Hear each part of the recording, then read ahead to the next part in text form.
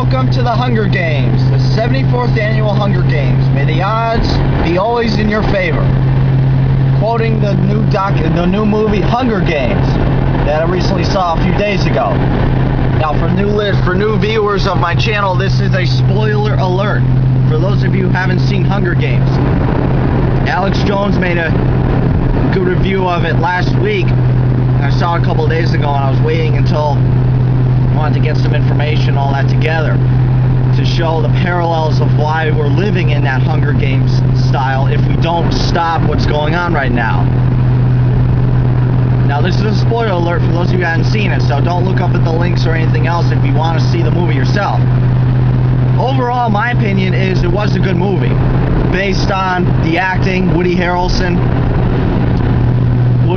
played an excellent part in it, along with all the other actresses and actors in it. Now, it takes place in a futuristic style society where basically the region is divided into 12 districts, kind of like 10 districts with the United States, or 10 regions, based on the executive order of the Council of Governors that Obama signed a few years ago, 2 years ago, I think, recently. And it basically takes place after the resistance uprising, and then they divide the whole country into 12 districts so that it can never happen again. And they play this great movie about it and all that, talking about the uprising and protecting freedom. So we have to do this to protect freedom. I saw those parallels there during that with the Homeland Security protecting us from those evil terrorists that might get us, which the government is funding. Anyway, moving on. And they play these little games as a distraction from the real life what's going on. Because basically the main actress in the movie, I forgot her name, I'll put it up in the link here. I think it was Jennifer, I'm not sure though. But she comes from a district where I guess it goes up from 12 to 1, where based on whether it's more of a suitable society. But District 12, it basically shows power plants in the background, basically a feudal society where they don't have clean water or showers. They take showers in buckets with buckets of water, and basically in a small bucket area type of thing. They don't have regular showers. And they don't have a lot of food because it's rationed. And you've got a giant police state within that district and fences all around the borders of the district to keep them inside with electrified fences.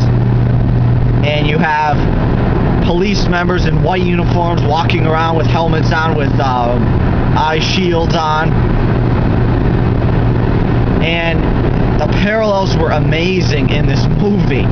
That I'm reading the book now, one of them, I forgot which one it was, but Suzanne Collins, the author, she must know something about what's going on, or she has sources, or I don't know what happened, but she is an excellent author, the way they articulate the book in the movie.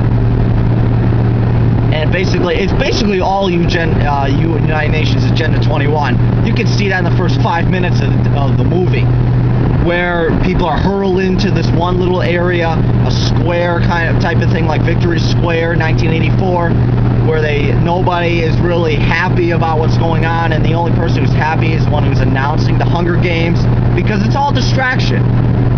It's kind of like sports in a way, where we know it's so bad, but it's a distraction for them to, when they pick a couple people called Reaping Day, to pick two people from the respective district to go against each other and kill each other off until there's one victor left at the end.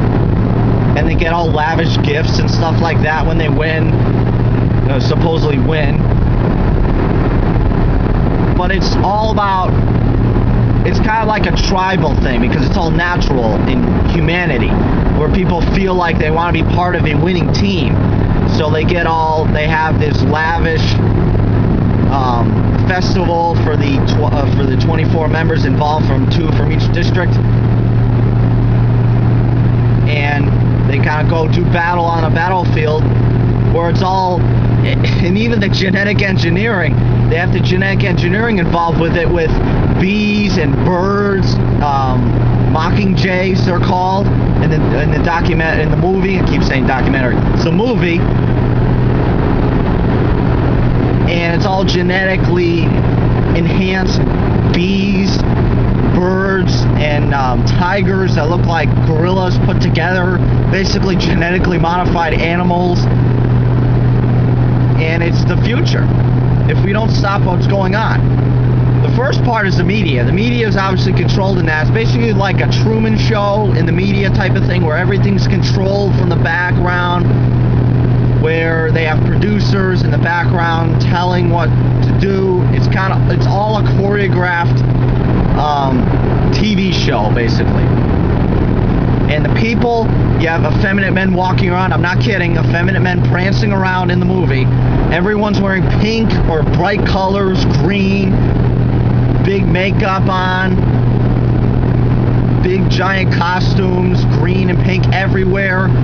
And when the two characters from the District 12 go into the theater, when they're on this giant bullet train that goes 200 miles an hour and all that, going by districts where there's basically nothing but dirt and dirt poor. They live in houses and with no food. And they go into this giant super city where everything is way advanced than all the 12 districts, because that's what they want.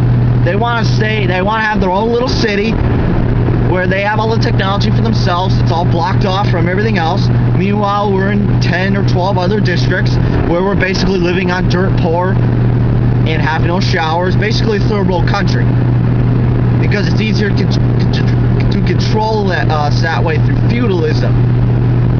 That's what they've always said, a deindustrialization of America. But going back to the movie, it's basically like North Korea, the police state. And you have to see it for yourself, because whether or not it's propaganda or not, if it's an anti-government message about it, then that's good. But then it could be the other way around, is where people don't know subconsciously what is going on in the movie, paralleling to what's going on right now or in the future. And then people say, and they get acclimated and conditioned to accept what's going on in the movie as our future.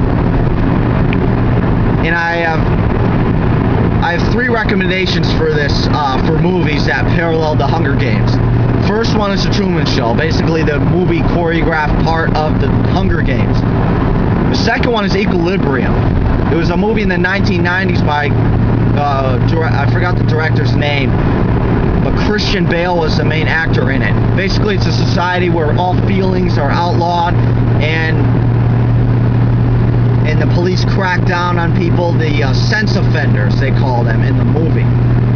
And the third one is obviously 1984 with George Orwell's fantastic book, which was not supposed to be a blueprint for the future.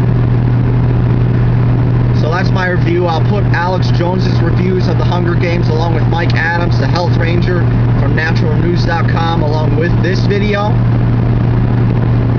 And we'll have more videos to come, but highly recommend the movie. It's great acting in the movie, but with a bad message about what could be our future if we don't do anything to stop these people. So check it out for yourself and spread the word.